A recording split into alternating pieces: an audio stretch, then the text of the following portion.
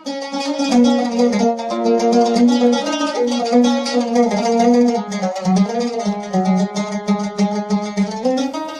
الله الرحمن الرحيم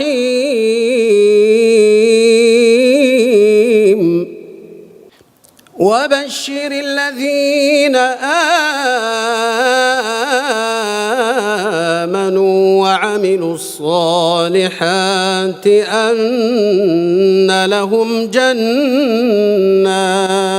اللهم بسره لديك وبسيره إليك آمن خوفي وأقل عثرتي وأذهب حزني وحرصي وكن لي وخذني إليك مني وارزقني الفناء عني ولا تجعلني مفتونا بنفسي محجوبا بحسي واكشف لي عن كل سر مكتوم يا حي يا قيوم.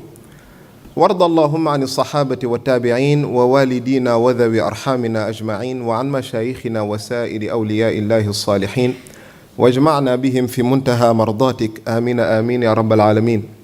Mesdames et messieurs, tout d'abord j'aimerais remercier les organisateurs de m'avoir accordé cette opportunité de partager avec vous ces moments de joie, des moments autour du Coran. Nous demandons à Allah subhanahu wa ta'ala de faire de ces assises un moment pour communier de nouveau avec nous-mêmes et de retourner dans la voie de la droiture, celle qui est venue nous apporter le Coran. En ce qui concerne le thème autour duquel j'ai été sollicité pour m'exprimer, c'est Al-Qur'an Hudan lin-nas wa rahma. Le Coran comme étant une orientation, Hudan lin-nas wa rahma, et une miséricorde. En réalité, ce thème, cet intitulé, a été emprunté au Coran, qui lui-même parle de lui dans des termes de la sourate Yunus. Ya ayyuhan nas قد جاءتكم موعظة من ربكم وشفاء لما في الصدور وهدى ورحمة للمؤمنين. Allah subhanahu wa ta'ala, il dit ô vous les hommes, ya ayyuhan nas, du hudan linnas, ô vous les hommes, le Coran vous est venu représenter 4 éléments pour vous. Premièrement, c'est une exhortation. L'exhortation, c'est pour l'esprit. Deuxièmement, c'est une guérison pour l'intérieur, les maladies spirituelles. Troisièmement, c'est une orientation pour savoir où mettre les pieds. Et quatrièmement, c'est une miséricorde pour la finalité. J'aimerais rapidement revenir sur une problématique, à savoir pourquoi Allah subhanahu wa ta'ala a qualifié le Coran par ces 4 épithètes. Lorsqu'il dit dans ces 4 attributs, Maw'idha, Shifa lima fi sudur, Hudan et Rahma. Pourquoi une exhortation? Pourquoi une purification de l'intérieur? Pourquoi une orientation? Et pourquoi une miséricorde? En résumé, c'est parce que l'homme qui a été choisi pour être Al-Khalifa fi ardillah, cet homme, tout un chacun parmi nous, a été créé avec 4 éléments. Ces 4 éléments sont 4 forces qui tiraillent en nous la raison, l'émotion, la passion et l'intuition. Chacun parmi nous rôde autour de ces 4 éléments. Et un élément peut prendre le dessus sur un autre. Et là, c'est le problème. Car aucun de ces 4 éléments ne doit prendre le dessus. Si un homme a mis sa raison au milieu de tout et au-delà de tout, il devient orgueilleux, hautain, il n'est plus humain, car il a perdu la sensibilité. Et lorsqu'un homme laisse ses émotions prendre le dessus, il devient faible, soit dans le réactionnel, dans la colère, dans la peur, dans l'angoisse, il devient faible. Et si l'homme est dans ce que l'on appelle la passion, il devient égaré. فَمَثَلُهُ كَمَثَلِ الْكَلْبِ إِنْ تَحْمِلْ عَلَيْهِ يَلْهَثْ أَوْ تَتْرُكْهُ يَلْهَثْ. Et lorsqu'il est trop dans l'intuition, qui est al-firasa, il devient un peu trop il devient suspicieux.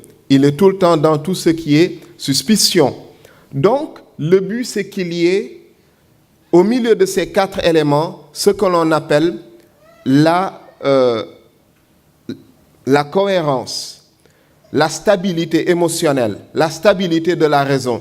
Ainsi, le Coran est venu apporter une exhortation afin que l'homme ne laisse pas sa raison prendre le dessus et devenir comme Iblis qui essaie de justifier l'injustifiable en disant « Ana khayrum minhu, khalaqtani min nar wa khalaqtahu min tin » Il utilise la raison en disant « Tu m'as créé de feu et lui d'argile » et dans sa raison, l'argile est moindre que le feu.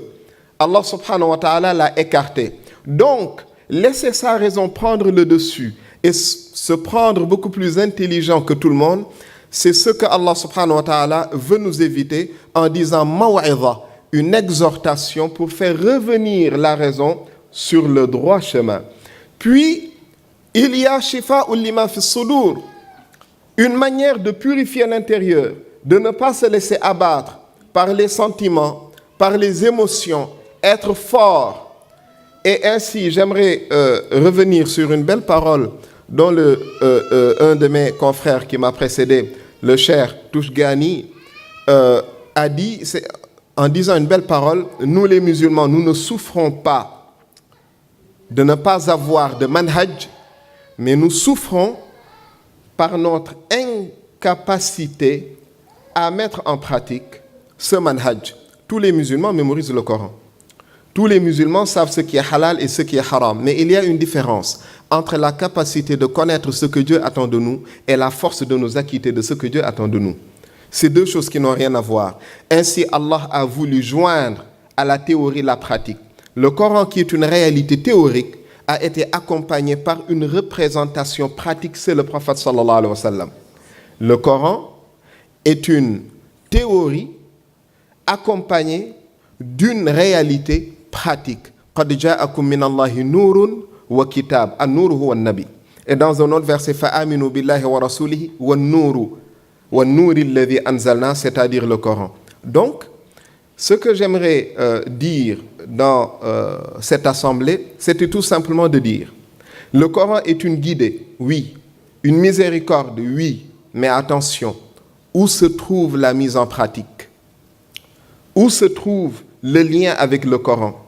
Et j'aimerais conclure avec un hadith, 3 hadiths du prophète sallallahu alayhi wa sallam, dans Tabarani et dans Al-Bayhaqi, l'imam Ahmad dans son Musnad et une partie dans Muslim et Bukhari, dont le prophète sallallahu alayhi wa sallam nous invite à comprendre comment mettre en pratique le Coran. Il dit 2 raka'atan yusalliha al-mar'u fi jawfi al-layl, au milieu de la nuit, qu'Allah fasse miséricorde dans le riwayat de Muslim à un homme qui se lève la nuit, qui prie 2 raka'as.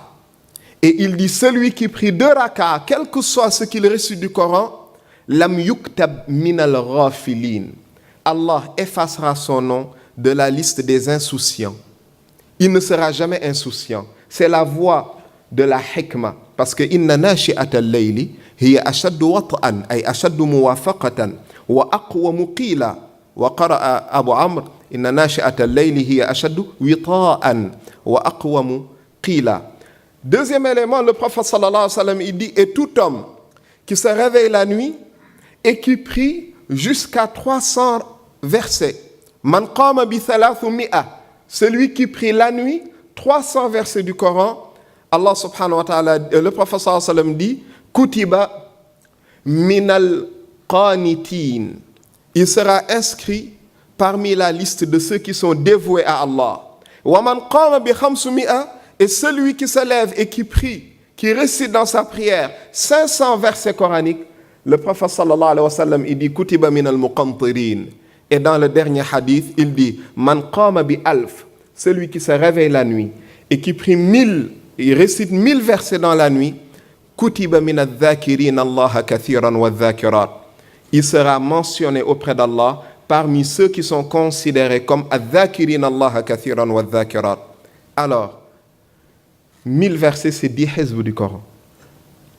500 versets, c'est 5 hizb du Coran.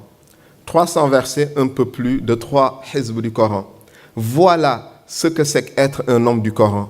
Ce n'est pas que d'écouter la beauté de cette récitation qui nourrit nos cœurs, mais c'est aussi de pouvoir avoir un lien avec le Coran et de ne pas être parmi ceux qui ne récitent le Coran que pour que les gens disent « innahu qari ».